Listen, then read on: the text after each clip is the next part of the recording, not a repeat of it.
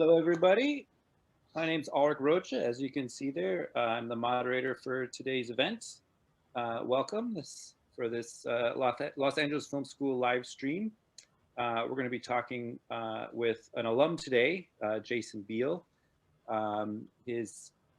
Jason, I'm grabbing this title from your email. Director of Post-Production and Digital Assets for Legendary Pictures. Right. And you graduated from the LA Film School early 2000-ish. Yeah, that's right. There. Very old, very old. Before I do want to go over. I'm just kind of looking at your Internet Movie Database profile here. Just to name a few that I'm sure you've heard of is upcoming Dune, Godzilla vs. Kong, Godzilla King of the Monsters, Ant-Man and the Wasp you worked on his art department, Avatar, Terminator, Thor, so lots of movies I'm sure everyone has heard of. But I'd like to open it up just kind of talking about how from graduating to your current situation, like what that path was like, because you've worked on not just as post-production person, but you mentioned being on set as well. Because I think a lot of question students have is, once I graduate, now what? I have a piece of paper that says I know how to make movies, but what do I do now? So yeah, if you don't mind starting there. Yeah, so I got kind of lucky. I graduated from LA Film School, and I was at USC taking some classes, and a teacher asked me, "Hey, do you want to come make a movie with me?" And I was like a young kid. I was like, "Of course, that's why I'm going to school to learn." So that person took me on a movie called The Shaggy Dog, and I worked on that. It was my first movie. From there, I remember it was a Friday, and it was supposed to be my last day. I really hadn't cleaned up my office or did anything, and the teacher, his boss, called me on my phone and was like, "Have you cleaned out your office yet?" And I was like, "Unfortunately, no." And he was playing a trick. He goes, "I thought I told you to clean out your office." And then I was like, "Oh, I'm so sorry." He goes, "I'm just kidding. I'm going to send a truck over there, and I'm going to pick all your stuff, and you're starting on Mission Impossible 3 on Monday." So I was like, "Oh, that was great. It was a great start." And from there, I think I worked on a movie called, The Fantastic Four and the Silver Surfer. And then I believe, then I did Avatar. And after Avatar, I went to Terminator Salvation. And what I didn't learn at this point in time, no one was really traveling at this point in time. So Avatar was about a 2-year movie. And then I went on a movie out of town called Terminator Salvation in Albuquerque. And then everybody forgot about me because I was off the radar for about 3 years. And then I remember I was like, I couldn't find a job. I was waiting. I think it was 9 months, maybe a whole year went by. I didn't work. I was on unemployment. I was like, do I have to start taking another career? And then luckily another job came. And then by the end of working in production, because I know you guys always get scared about finding jobs. At first, and I was moving, then it would take 2 to 3 months. And then by the end of it, I had to asked people to take breaks. So I'm like, no, I can't start on that movie. I need a break off that. So it will happen. I know a lot of people get scared, but you got to keep pushing. Like I said, it was like a year. I thought I should give up film, but I never gave up, and it kept on happening. Awesome. So I'm curious how, because again, like currently it looks like you're working as, again, I'm just looking at your Internet Database profile. It says post-production executive. Can you describe what that means exactly? Yeah, well, I'll start a little bit earlier. Actually, I was working on San Andreas in post-production and visual effects, and I was working for this guy named Randy Starr, and I thought I did a good job, but I never heard from Randy Starr. And then one day he calls 3 years later, and he's like, "What movies are you working on?" And I was, going down like a whole list of Marvel movies, and then he goes, "Oh, you don't want this job." And I go, wait, what job is this? Uh-huh. And he had a job over at Legendary Studios. And at that time, I'd been traveling a lot. I had a girlfriend at the time, and she was all mad that I was always out of town. So I was like, okay, this can work out. And then I flew home for a couple of days, interviewed with them, and they called me. And I put in my last couple of weeks at Ant-Man and Wasp and went over to Legendary. And post-productions, you're basically working with editors and kind of managing and overseeing them as far you're doing your budgeting. So all your production classes, you know, the movie magic budgeting was great. I'm the only one that actually knows it in my department. So I actually get to take all that responsibility on. And that's one of the things you learn at LA Film School. It's going to give you an edge over a lot of people. You're going to know how to budget and do all those tools that a lot of people don't. Like, well, my even boss needs to do something. She has to call accounting to have it in her, and I can just do it myself. Gotcha. And then another things we do is we work with marketing. And we're just kind of, it's a big process. I don't know, the start from processing, like the beginning of the production, we'll work with the DP, and we'll pick DI houses, and the DI house is going to work with the color of the film. Mm-hmm. And then we'll always pick the dailies company too. So the dailies are the guys obviously taking the camera cards in and ingesting them and stuff like that. And we'll work out a perfect workflow for that. So we'll kind of oversee and pop our head in all throughout production. And then obviously once editorial starts up, then we're managing them. We're making sure stuff gets to visual effects and back to the DI back, and then also obviously sound as well. So there's a whole bunch of sound formats. We'll take those in. And at Legendary, we're in charge of America, Japan, and China. So then we'll go through getting all this stuff translated and subtitled and sent out. And thank God we work with Warner Brothers. They do the rest of the world. But yeah, I mean, you make the movie pretty much 3 times when we're doing it. And, you know, you'll have to take out scenes and learn all the intricacies of every different country that's different and passing all their censorship. So that's kind of post-production. A lot of people actually get in post-production at the studio and think they're going to be editing. You're not going to be editing. I mean, you can edit some marketing pieces for marketing, which happens a lot, or subtitles, stuff like that. So I like to kind of steal all those projects because, you know, I went to film school and sometimes I want to feel like I'm making a movie.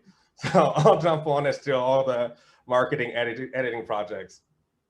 Yeah, I do find it because I've lived in LA now for 6 years. And I think one of the things that I learned as I got here that I didn't really learn in film school was there are so many jobs in the industry that we don't really hear about. I mean, you think even the movies that have credits that are as long as the movie with all the special effects, like there are still more names that people that are just employed at Legendary or Warner Brothers and, you know, are just kind of doing the day-to-day stuff.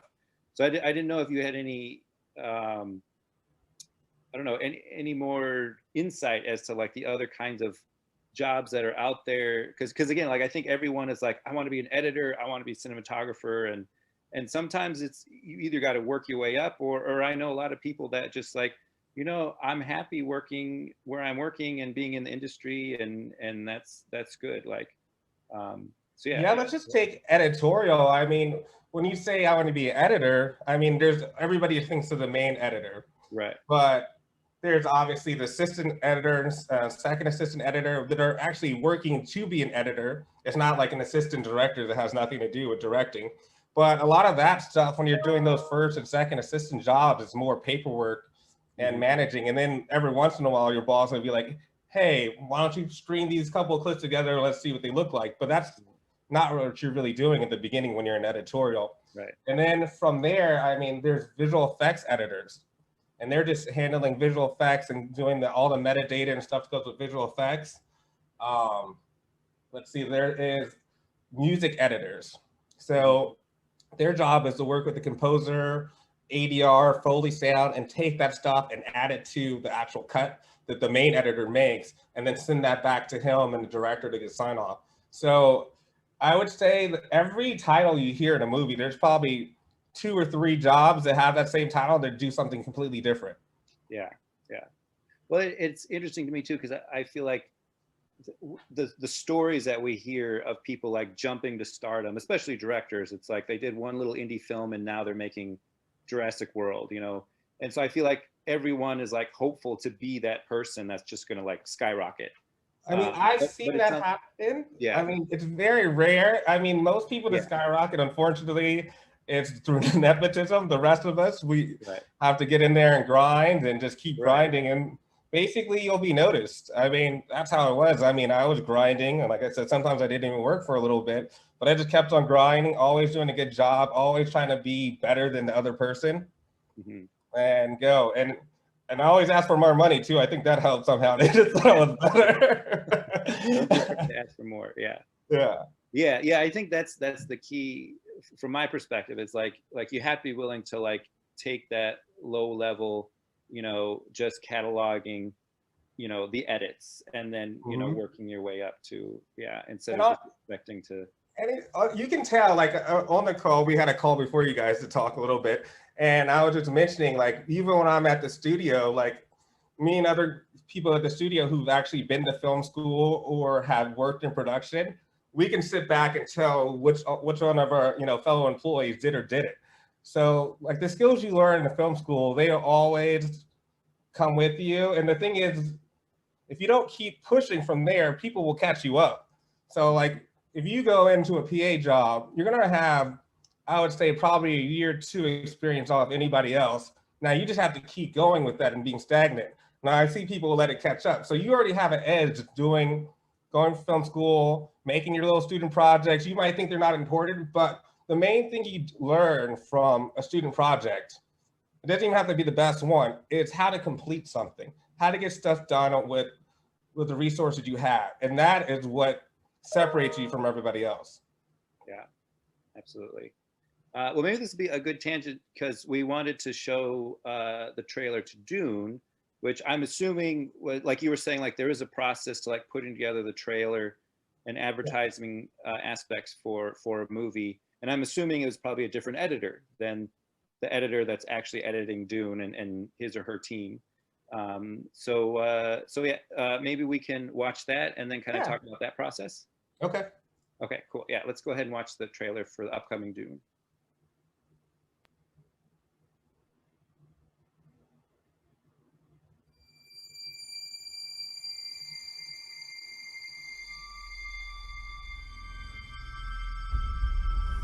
There's something happening to me.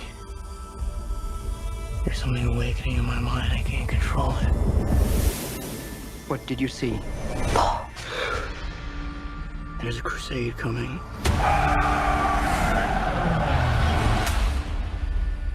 Do you often dream things that happen just as you dreamed them? Yes.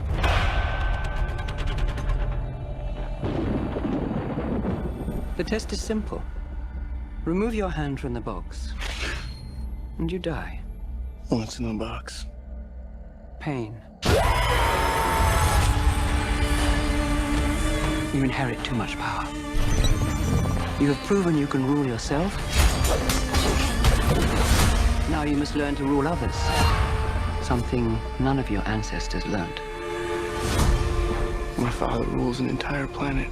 He's losing it. He's getting a richer one. He'll lose that one too.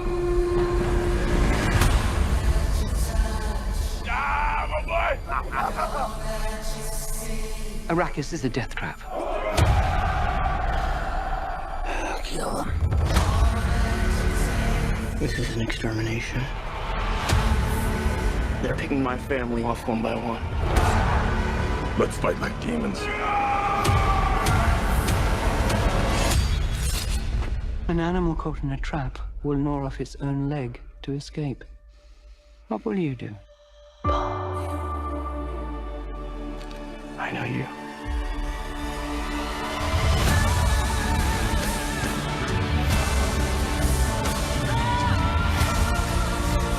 One day, the legend will be born. All of civilization depends on it. The future. I can see it.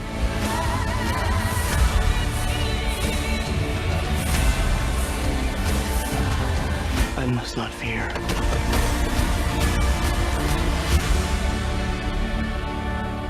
Fear is the mind killer. My Lord Duke. Where the fear is gone, only I will remain. Go, go, go!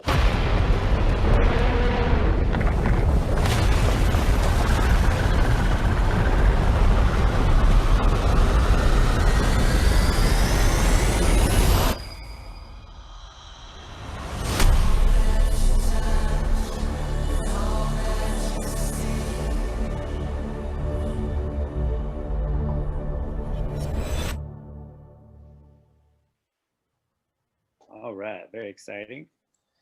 Yeah, so when that happens, so first of all, there's going to be the head of marketing. He'll make a request to my department, which is post-production, and ask for certain clips to give this vibe. We'll pick those up, we'll have editorial, do an export, we watermark them, and then he kind of puts them together really roughly in whatever program he has. It could be Final Cut. We've been kind of trying to make him use Premiere. He can't touch Avid, so then they have their own editor, or they'll have, well, this is where I like to steal projects to come across my desk to just feel creative, but I wouldn't have to. It's not my responsibility to redo edits and start editing the movie or whatever. But in this case, I always like to do it. I didn't do too much on this trailer actually, but like on the Godzilla, I did more. But that one actually came across my desk. I did a little cleanup work, and then we'll send it to a trailer house. Sometimes we'll do it all in-house. We sent that out to a trailer house. They'll put a couple edits together and put it back. We'll change stuff, or this is where I'll change stuff too, send it back, and then we'll decide and lock the cut, just kind of like you're doing on a movie. Gotcha. But that's all from Avid material. And I mean, a little thing that like you guys, when you're in film school, usually shoot it, put it in Avid, maybe do some color tweaking, but not too much really when you're in film school. This is kind of what separates like a big motion picture from like a normal traditional film school movie. As well, we'll send this to a DI house that does final coloring, and the DP usually sits with them and works out colors. And even before we're shooting, they'll set up a LUT. That's a lookup table for non-DP or color students. I don't know where everybody else sits, and they'll make a look of the film. And then that'll be our standard look that we'll kind of put on their dailies and stuff we'll put in to the Avid. But when you get into a trailer that we know is going to theaters, you need to have like a final theatrical color, which is actually a different color space. So we'll do that. We'll have that set up, and then we'll actually go put that on a mixing stage. And we'll actually do a 5.1 mix usually just for that. And we'll come in, approve that, make changes. And then it'll come back to my desk. And then we'll say, oh, we have to do that for China. Now, this is another time where I could just send it out, or I'll just go and like on this one, I just went into After Effects, brought all the titles in myself, made it into, you know, luckily we had a Chinese intern. So I just went into her and like, okay, what's that? And she would write the characters on her little iPhone and then send them to me, and I put them up there. There was actually a pre-trailer before that where we actually had like logos with actors' names that went across, and you have to literally match, because sometimes the trailer house doesn't want to give you their files. So then you'll match it, and you'll go through After Effects, or if they give it to you, it's great. Then you just type in the names and then resend that out, and then you'll do that for China. And then we wrap these things called DCPs, which are, what is it, digital cinema, I don't even know what the P is, sorry guys. Yeah, and that's a format that you can actually send to a theater, and they ingest on their server, and then there's a key that only unlocks that for a certain time. So whenever you go to a movie, they have keys that only say you can play this at this time, and no one can play it outside of that time. I mean, there's kind of a way to cheat, but I mean, it's getting harder and harder. But yeah, so that's why a theater can't just decide they want to play Dune at 2:30 when they were supposed to play it at 5, because the key won't be open to that time. Gotcha. So when you get the footage to make the trailer, do you just get like the whole movie and then you pick and choose, or are you getting like raw footage? Are you getting stuff that, you know, it doesn't have effects applied to it yet, or? So it depends. I mean, for Dune, it's such a big movie, we kind of were starting to think about the trailer while we're shooting. Mm-hmm. So we were trying to get those clips into visual effects as fast as possible. So, because I mean, VFX is smart too. They'll think about scenes that people might want to use in the trailer, and they'll try to get those into visual effects. It might not be the final you see in the movie, but we try to push those along faster than the other clips that not so much. Gotcha. Okay, cool. I just wanted to jump over to some of the Q&A. So as a reminder, like if anyone has some questions, you can type them in and we'll see them here and read them. But Joe Byron's asking if you still get to work with any other LA film grads. Like, have you stayed in contact with anyone, or? I have actually. There's a bunch of us that got together maybe before COVID, and they had a project, and they reached out to me, and I hooked them up with a couple of my buddies at ETA. Then, I mean, we pitched. They're still pitching right now, but I set them up with a whole bunch of contacts. As far as worked on a project, no, we've tried. There's a couple of us that's tried, but it just never happened, or we split up. But we definitely keep in contact, and we definitely exchange contacts to help each other out. Like, I've definitely given them that. They've all, they've gotten me job interviews. Never, like I said, I never taken one of those jobs that they got me, but they've offered. I sent them that. I sent them PA jobs. I mean, actually, not to tell how old, one of my friends' son that was in a class with me, his son was my intern once. Yeah, cool. So stuff like that. Yes. Gotcha. Yeah. So yeah, for those of film school people listening, like, I always think one of the biggest benefits of going to film school is making these connections, so that when you graduate and as your friends work their way up, that you can all help each other. We definitely kept in touch, and like I Brandon used to be the person that used to check out cameras. I think he's a DP. I've seen him a couple times, and I went on to visit my friend on a commercial shoot, and he was DPing that. So it's definitely helpful to have your fellow classmates around. Gotcha. Cool. I'm reading another question here. What is the main thing you would tell a student to learn before moving on from film school? So, because I know you said that when you got your first gig, like, someone just kind of snatched you up because of your attitude and everything. But yeah, I would say whatever way you can get into the film business, get in. Don't wait for the perfect job. There was no way I wanted to be in art department when I first started. I wanted to produce and stuff like everybody else does. But there's people who wanted to produce and they waited for, assistant jobs, whatever, and they're still waiting. Mm-hmm. It's better to move around from the inside. So know that your first job is probably not going to be what you want to do. And it's not. You just need to get, I know you guys heard this, but films are like families. So you just need to get into family first, and then you can start giving hints to people. Or people will ask you, they're like, is this what you really want to do? And if you say no, they're like, oh, well, you should call my cousin, or you should call my friend over here, and they'll start passing around. So take whatever job you can at first to get your foot in the door. And then I'll tell you, like I tell all my assistants, any PA that's worked for me, always be 15 minutes early. Don't be late, because especially you work on these big sets. I mean, a day can cost $20,000 or $500,000. And a lot of times PAs actually have important stuff with them, files, an old time film. And if you're 15 minutes late, you might have made a $50,000 mistake. And never make mistakes that are more than your salary, because then you'll just be replaced. Yeah. I'm curious. So talking about like the direction you want to go, like where do you want to go next? Like are you comfortable here? Do you want, like you mentioned producing, like, is that where you're targeting? Or I mean, that has always been my goal, but I mean, as you get older, you always start making backup plans. So I mean, I would like to, I think I have three options in what I see right in South. And like I said, you don't have to make up your mind when you guys are 20 or whatever age you guys are. Right now, I'm director of post-production. The VP above me, it's gone. I've basically done their job, so I can go to VP. I can wait to become the head of post-production, or I can do a parallel move to production and work in production, either as my current title as director or a VP or the goal would be the head of post, but head of production.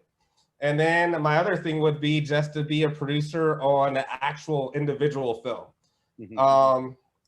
Sometimes I still miss doing individual films, because like I said, when you're working in a studio, you're in charge of 5 films. So it's hard to invest your time fully in one. You're split across. So sometimes it's hard to have your input actually felt or done like that. And you're actually not supposed to have your impact when you're executive at a studio. You're just supposed to manage. So sometimes I missed, actually doing something that, it's actually changed the tone.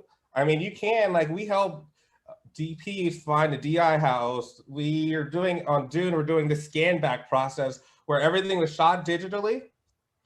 We're taking that digital and then we're projecting that back on film and then rescanning that film to get that old grain and all those film qualities you normally see. And that was kind of one of our suggestions that we made. So in that respect, we can, influence the film in a little bit because the DP didn't even know that was an option. That's cool. Yeah. This is a bit of a tangent. I did a movie where I copied it to a VHS tape and then dubbed it back to digital just so I could like that VHS. I like that process. Yeah, and it adds something to it. I mean, we were talking about I'm working on Texas Chainsaw Massacre, and there's like a little documentary, and we were talking about playing like a clip on a CRT television again and film it. And I mean, I remember our poor man Telecine. We ran out of money. We used to have the DV tapes and we used to project them on the screen. Or no, we used to shoot, it was a film. I think we were shooting like the Area SR2, the 16mm camera, but we didn't have money for Telecity. So we put it on the projector and then we took the DV camera and filmed it. So we had it in the Avid. That's awesome. Cool. One question I had for you, since we're talking about like all the different fields and possibilities, because I watched the podcast that you did with your friend a while back. Okay. And I remember you guys were talking a lot about like story structure and script and things like that, which I feel like some people might be like, well, it doesn't sound like your job really needs to know about any of that stuff. And because I feel like there's a lot of people who are like, I just want to be a DP or an editor. Why would I need to know about art department or what other departments are doing, what their business is? So I kind of was curious to know what your take on that. Like, well, like, I mean, you can survive and have a career not knowing that, but you're not going to stand out, right? And where we can tell who's worked on a movie set and not, because, I mean, it's weird. I work for the studio now, but when you're a production person, you always hate the studio. You're like, those guys don't know what they're talking about. But now, I mean, there's some people who don't, and some people who do. I think we mentioned to you, like, the best part is like stuff you can get over on some of the studio people that don't have that experience or done any of the parts or doesn't understand how the movies work. Like, they'll call somebody else in my department and be like, oh, we don't know how to do that. And like I said, I called them back and they go, I know you know how to do that because I worked for you. I was your PA and you taught me how to do that. So send me that stuff through. But I mean, if you don't know story structure, you don't know that stuff, how are you going to put a budget together? How are you going to know what's important and where to spend your money? So you have, and also, I mean, you could be there on a day, like I can come through and I've worked in the art department there. I'm like, that's not going to show up on screen, or that's not going to be pronounced. What are you trying to get at? And now that everything's so digital, I mean, 3D's kind of died, but also when 3D like was there, like you got to know, how we're going to scan that. How is that going to look in 3D? So you have to go, and we actually take all the art assets in and they're a part of the picture, They're part of that stereo look that you have. So yeah, unfortunately, you kind of need to learn a little bit of everything. You can't just be set. And like I said, you might be able to get by. There's definitely people, but you're not going to stand out. It's not going to be easy for you to get a job. Like another part of, I do digital assets too. I mean, but that was me just saying on one movie, hey, I think I could do digital assets as well when I was a coordinator. And they're like, okay. And that actually pushed me on to the next job. So another guy said, hey, do you want to do a movie and do art department and digital assets, because no one can do both? And I was like, yeah, I can do it. And then he's like, do you think you can do DIT at the same time? I'm like, that seems pretty much impossible. But he's like, no, you can do it. And then I did that. And then I did such a good job on that after the movie wrapped, the producers took me back to work at their own home office for a while. So I was on that movie. It was called Ender's Game. I was on that movie for almost 2 years too. And I went through pre-production and art department, production and camera. Then I worked a little bit with post-production, and I was in the producer's office until the movie went out. So the more you know how to do, the longer you keep getting paid too. Absolutely. Yeah.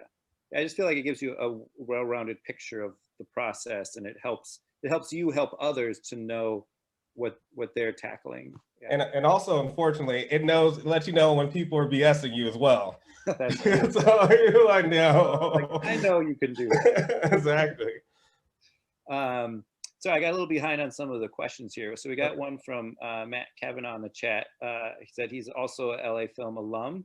And he's wondering if there's anything the sound editorial department can do to make your life easier. He works in post sound.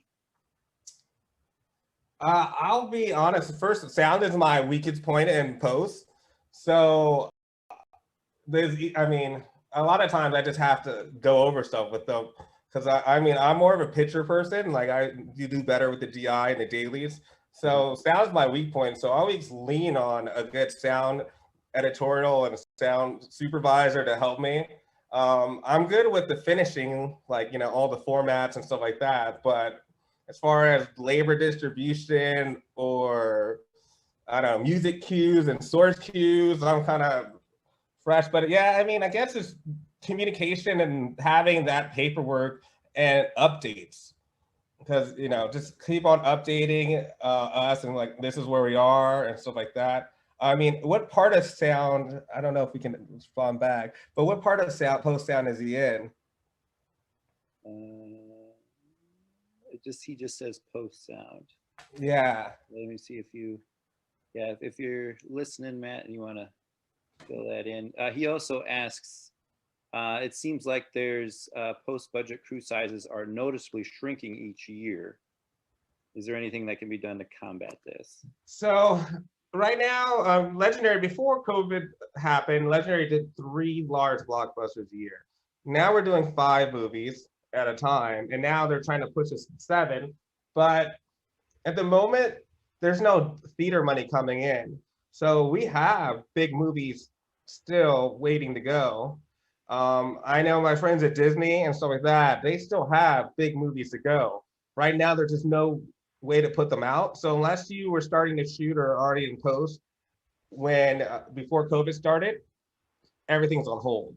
Yeah. So I don't think they're going. I think the $250 million movie is gone. I think right now the largest studios are trying to do is about 100 and 125 million. And I think it's just seeing how streaming's going right now. Streaming's good for us because, like I said, Legendary is a mini major.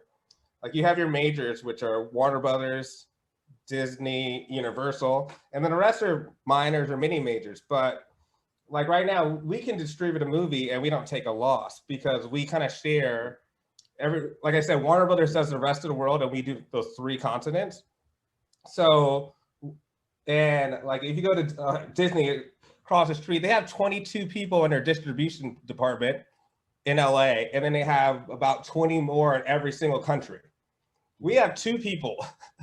So if we take a deal for Netflix, we didn't lose any money, but they do because their people are on salary. I mean, Disney has their own streaming, but let's take that out. If they were trying to make a deal with Netflix, they would lose money and they're paying all those salaries. So that's why they're holding back for, you know, these big movies. It doesn't make sense for them to do that.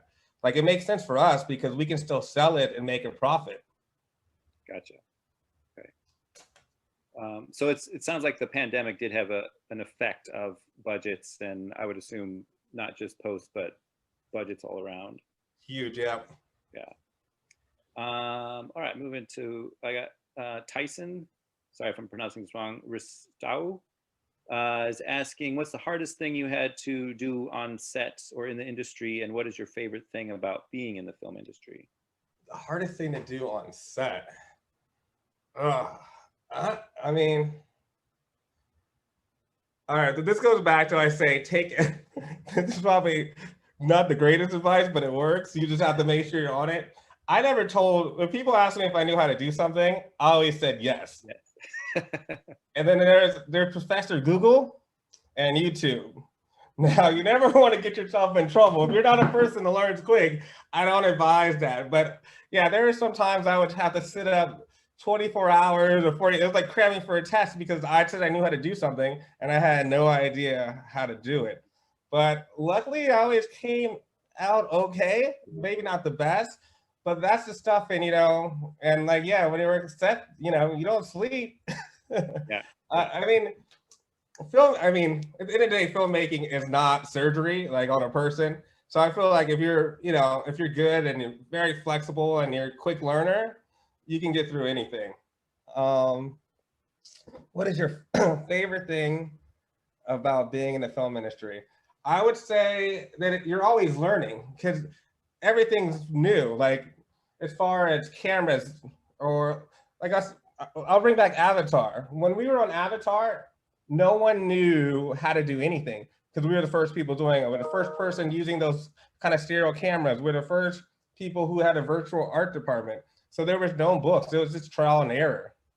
And yeah, I mean, a lot of that budget, unfortunately, was huge, was because no one did it and we just tried it.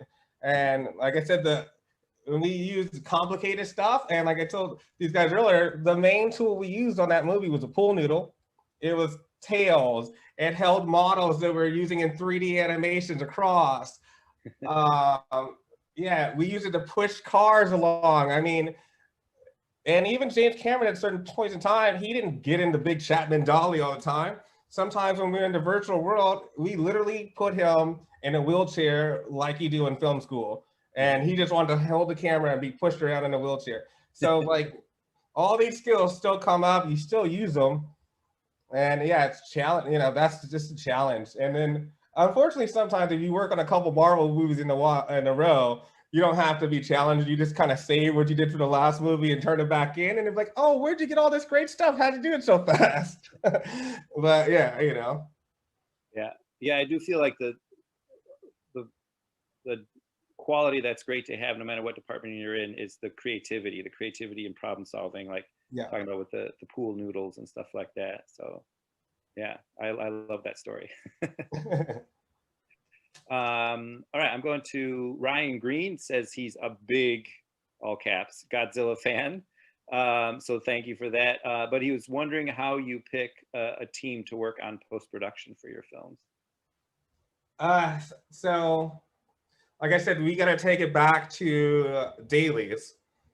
We go to a dailies company, we ask them to submit bids, we look at their work, then we talk to the DP.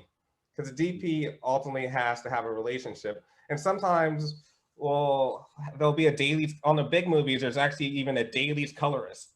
So sometimes we'll pick the place based off the coloring talent at there, and those guys move around. So sometimes that guy might be at Company 3 or he might be at Photochem, but sometimes the DPs will follow them. So we'll go through there.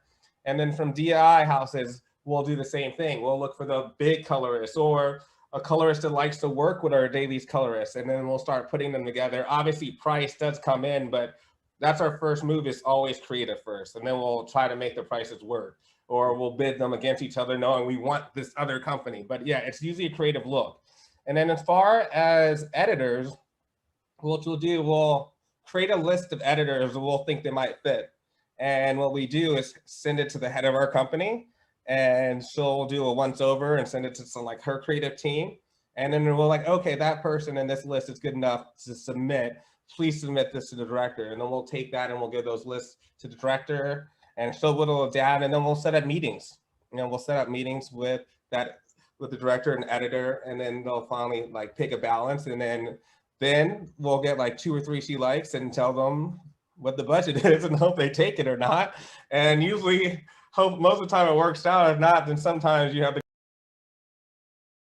back to the director, which they don't like. We can't get them.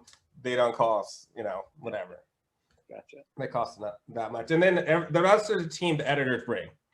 Mm-hmm. And we'll do that same process for sound, but the sound is usually with more of a company. So we'll go there, we'll pick our companies, we'll send it to the creative, then we'll show those companies, and we'll get a resume of the talent that's in those companies, and we'll send it to the director as well. Gotcha. I think a good question to piggyback on that is from any PA jobs you could direct us toward. So we're saying that like get in there and start even as a low-level PA. Like, where do you find those jobs? Literally last week, one of my friends called me and she was like, hey, do you know any PAs? I mean, the hard part is getting that first job. I mean, everybody, there's not really a strategy. I mean, look online. I mean, it's not, I mean, do your low budget stuff. If you see low budget, here's what I would say first. If you see a low budget project and you look at the talent and you're like, okay, people on this crew are going to go somewhere. I think they have a lot of talent, or somebody on that crew has done something else that works in the industry. Take that job, even if it's some other one pays more or whatever. But just don't do these low, unless you're just doing it for your own experience. If you want to get a job, just don't take the job that gives you more money or whatever. If you're doing these like low budget things that people actually advertise for help, go and look and see who's working on them and take that job no matter what the pay is. Because that, if you do a good job there, they're going to remember you, and then you can ask them about being a PA. Unfortunately, now that I'm at the studio, I don't hire PAs anymore, right? I get hire assistants to want to work in the studio, but all the coordinators are the people who hire PAs. So also take that in. Like, you don't want to be talking to anybody higher than the coordinator. It's not going to help you out. You just want to talk to the coordinators, and that's going to get you that first job. Gotcha.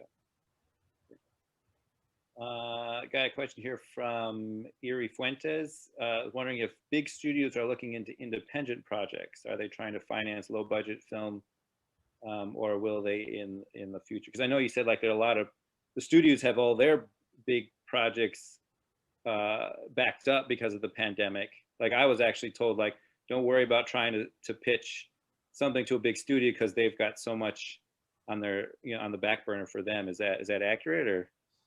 I mean, not completely, but you're better, or like your Lionsgate, Dimension. You want your mini majors and your mini studios are the ones that are pumping out stuff right now. Mm-hmm. Your majors have to too, because they have to provide content for all their platforms. Right now, I think probably all of you guys, if you guys have exhausted Netflix, you're like, I've already seen all this stuff. They keep showing me things I've already watched, because everybody is starving for content. So right now that everything's open, they're pumping out a lot of these smaller movies. And like I said, my company, we never even did anything that wasn't a blockbuster. And now we're doing 2 blockbusters and 5 regular, like I said, mid to low budget movies at the time now. So everybody's trying to do a mid to low, because it's low risk at the end of the day for these big studios. I mean, I won't tell you one, but one of the movies cost us $25 million to make, and we sold it to Netflix for $60 million. Of course, if we had like a theatrical run, we had a chance to make $100 million, $150 million in the theater. But a $60 million guarantee is not bad. And we even worked the deal where they only own it for 1 or 2 years and they give it back to us. Oh, nice. So those quick turnarounds, if you're smaller and mid, and like you said, don't have the overhead, you're willing to do. Yeah. I'm curious for some of our listeners that aren't familiar with the terms, like what is like a typical blockbuster budget and like a mid-budget, indie budget, like okay, perspective. So when I talk blockbuster, I'm usually talking 90 million and above. Okay. Our mid is anywhere from, some people say 15 million, but other people say 25, but it's usually 25 to 60. No one really has a name for 60 to 90 for some reason. They just toss it up. But anything below 15 is you're getting into your low budget round. And if you're 2 million and below, it's indie, super low budget. Gotcha. Okay. Yeah. Cool. All right. So we got another question from Joe Byron. When you were young, how did you see yourself in a filmmaking future? Is the industry what you thought it would be? Well, first of all, I say I love making films. I mean, making films in any way in all the different positions, I've definitely enjoyed, and I've been in a lot of different departments.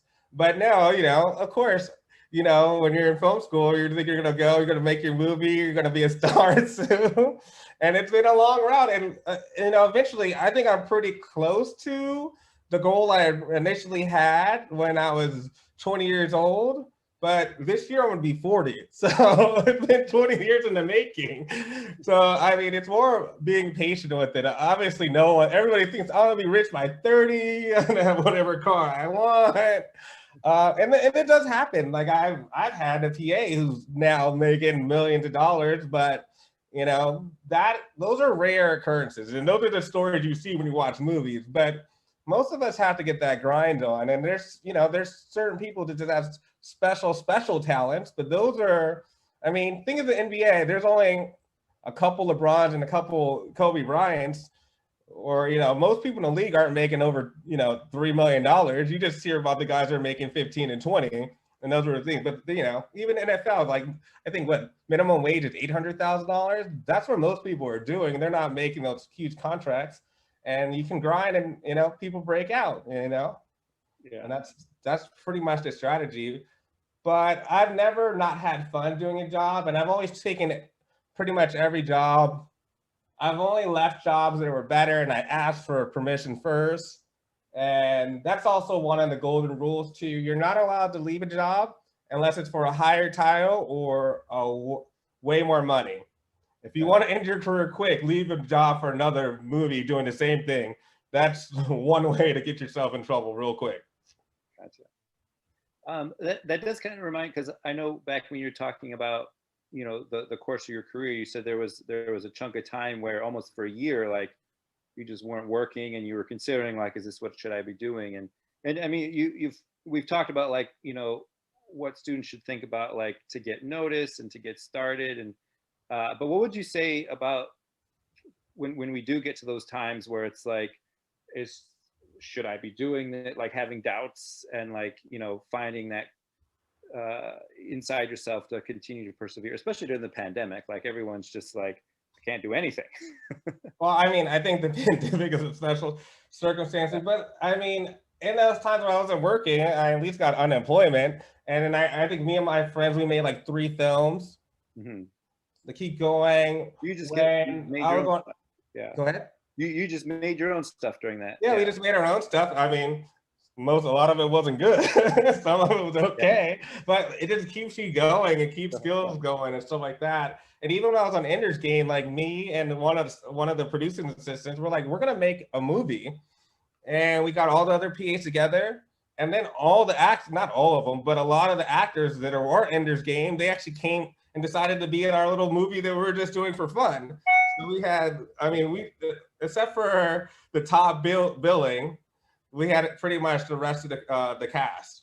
Wow, that's awesome. Yeah, and then they had their own cameras. They started bringing stuff and inviting friends as they knew to help. So you just gotta keep moving, keep making your own films. I don't know, get a vlog. I don't know, keep your skills up, and it's gonna happen. Like if you work hard, it's gonna happen. You just have to have patience. And like I said, mine was a thing. Like there was just a time where I basically looked like I disappeared for 3 years. So now people are better at keeping in touch with people because we don't really make too many movies in LA anymore. You always go to a different state or there. So people look. I know all you young kids are gonna laugh at us, but we use Facebook a lot, man. Facebook, I've gotten jobs and given so many jobs off Facebook. There's a couple groups too. I have to find them, but you guys can look them up. There's like new filmmakers in LA. There's a group for that. I'm still on there. And I just pass jobs along on there. There's one for Australia because I was there. There's like stuff like that. And then back in the days before all that stuff, my friends all joined together. And then it was all the top assistants and PAs. And we just made like a Google chat basically. And everybody started going, or we'd ask questions like, oh, do you have this number? Do you know this person? And we just kept on connecting like that. So I would say jump on those Facebook groups, look them up. They're definitely there. So you just have to type them in and search and find them. Gotcha. I was reading some questions. All right, we got a new question. Do you have a favorite project that you've worked on? Okay, so I get asked this a lot. Your favorite project? There's 2 answers to this. My favorite project that you had that because it looks great and it's a beautiful film, or there's your favorite project because it was the most fun to work on. And I guess my favorite project was Avatar because, like I said, I learned so much, and we were literally doing stuff. And the funny part is, all of us in the art department and virtual art department, we thought the movie was gonna suck. We were like, these blue people are so weird. This is so crazy. And then I remember going to the screening, the cast and crew screening, and sitting next to all the art department after the movie. We all looked at each other. We're like, that was good, wasn't it? And everybody was, yeah, because we had no idea. We thought the movie was going to be horrible. We're like, shit, this is why James hasn't made a movie in 12 years. And then I guess my favorite movie was Ender's Game. Like I said, I think I was just a coordinator on that, but I still keep in touch with some of the actors on there, all the producers. Yeah, I still hang out with all the producers. Now they're like friends. We help each other out. So that was my fun, like my favorite movie to actually be a part of working on, but not as a scene on screen. Gotcha. Cool. I'm just scrolling through to make sure I didn't miss any questions. Well, after Dune, what do you have next coming up? Can you tell us, or because I know James Cameron's doing more avatars, right? Did he call you up? Yeah, so I definitely got the call for that avatar. I got calls for 2, 3, and 4 because they're doing them all together. Wow. Okay. And it was gonna be down the street from my house, and I'm like, in Manhattan Beach studio. I was like, I could ride my bike because I didn't play in Del Rey, and now I work at a studio in Burbank. And I was this close to taking the job, and then I kind of went back into Legendary, and I was like, hey, James Cameron kind of wants me. And they're like, and I think I only been there for like 4 or 6 months at the time. Mm-hmm. And I was like, James wants me. And they're like, oh, okay. Well, how much money do you want? And do you want to become a director? Because I think I came in straight as a manager. And then I was like, well, I want you to at least match his number and then make me a director. And they're like, okay. Sweet. So that's why I stayed in Legendary. That's the way to do it. All right. I'm sorry. Oh, there we are. There's like 2 places there the questions come in. I'm sorry. All right, we got a question from Brittany Riley. Says, since we were talking about streaming services with Warner Brothers facing court issues over HBO, what have you heard regarding everyone moving to streaming, and how will this affect filmmakers or production companies? Well, I can't talk about that because our company is the main one suing HBO. But I can tell you how there's a platform war going on. If you notice, right before Disney Plus came out, Netflix started pushing all those Marvel and Disney movies hard because they knew that Disney was going to pull all their content. Mm-hmm. There's obviously a little bit of stuff, but Disney pulled most of their content from Netflix. Warner Brothers saw what Disney was doing, and they did the same. And I think Universal's going to follow suit. So it is, right? Yeah. Yeah. So that it's going to be kind of interesting to see how it shifts out. Like I said, as a mini major, we don't really care. Like we'll send our movie to whatever, Google, Amazon, whoever has the biggest check. But as far as those big companies, yeah, it does make sense because they get to keep it, they can retain it. But I think what happened with HBO Max is we had all these companies, including our company, we had theater deals with them and they tried to cancel our theater deal and only release on HBO Max. And there's some movies that are fine for streaming, but when you're talking about Godzilla or Dune or something like that, it's not the same movie. Yeah. I mean, yeah, we don't even make it. There's also a thing talked about, if your movie is an Oscar movie, you shoot it differently than you would shoot it if it's a regular movie, because most movies are seen in stadium seats like that. So now your lenses change. So maybe you would use a 25 or 35 since they're going to be in stadium seating. You're not going to use a 15. So if you think you're going to be like an Oscar-worthy movie, you actually use more of the traditional lenses because when they're really reviewing your theater, they're going to be in a traditional theater set like that. So all those things come into play. And if you're only going to be streaming, you're not going to waste the money that we spend on a big DI to color it, because you only need to worry about the color for a TV screen. Yeah. And that's usually our afterthought. Usually we make a big theatrical and then we mix down the audio and mix down the picture to fit a television. Gotcha. So, you got to tell people before, otherwise we've just wasted our money. Yeah, absolutely.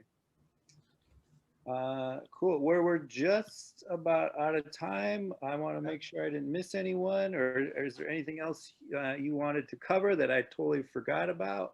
I mean, I'm okay for a couple more questions. Sure. Let's see. Do you have any? Well, let's talk about the school again. Do you have any memories of the Los Angeles Film School? Like, what was your experience like here? Yeah. Yeah, and like I just said, I think the most important is getting involved in all those projects the most you can. Because like I said, that experience, I had no idea how much that experience was going to help me. I was like, oh, so-and-so's project might be terrible or something like that. You know how you think when you're in school. But no, all those experiences are good. And I think a lot of people too in film school, they're just trying to make the best project out of like their peers. But I would say don't go for take a risk, try to do something new, try to do something a different way. Then, I mean, if it doesn't work out, it doesn't work out, but at least now you have a base, you know that doesn't work, or you can see how can I make that work, and that skill might pop up somewhere later and you'd be like, oh, I tried this once when I was here at film school and it didn't work out. And now when you're in a big job, you're collaborating with other people and they'd be like, oh, well, maybe if you do this, because that's kind of how like that scan back thing happened. So I would say just take the risk. Don't just try to make the prettiest one. So, you know, you're just making your, you know, teacher or student feel bad. Do what you want and, Right. you know, and challenge yourself. Experiment and explore. Yeah, experiment. Yeah, now's the time to do it.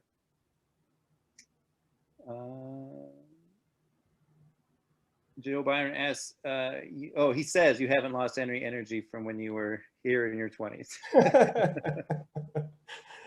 Thank you, Joe. All right, so I think we'll wrap it up. That was a good spot to end. Thank you very much, Jason. I appreciate your time and good luck Keep with working everything. hard. And if you guys have questions, talk to these guys. I'll know how to reach out to me. And if I find any jobs, I'll send them to these guys. All right, cool. Thank you very much.